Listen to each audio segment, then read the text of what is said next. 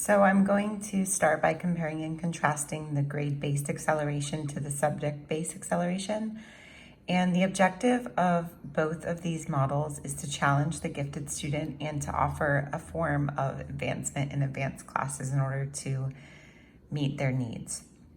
So grade-based acceleration, what this means in a nutshell is that the student would be placed in a different grade than he or she belongs according to their age. So you can do this by grade skipping, by non-graded, which is very similar to the Waldorf or the Montessori schools, where the students are placed based on their academic and cognitive level rather than their age. Multi-grade, where you can combine grades such as first and second, third and fourth, and fifth and sixth. Grade telescoping, where you cover more content within 1 year. Testing out, where students are able to test and to avoid taking a subject.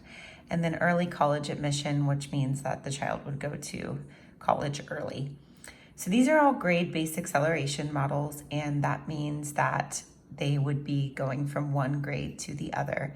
And I think that this is the most radical approach, which receives the most criticism. However, if the student is able to think on a cognitively complex level, like older peers, so if a fourth grade student is able to think like a sixth grade student, I think that this might be a viable option for them, considering that they can't relate to their peers on a fourth grade level anyway.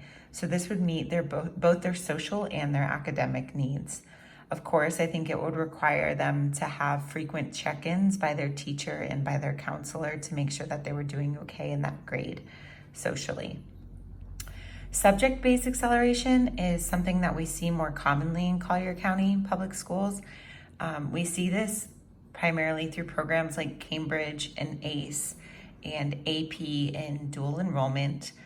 We also have mentorships, but that's primarily with programs like Leader in Me and Mentors at the School. So not necessarily for subject-specific content, but more for motivation purposes and social purposes.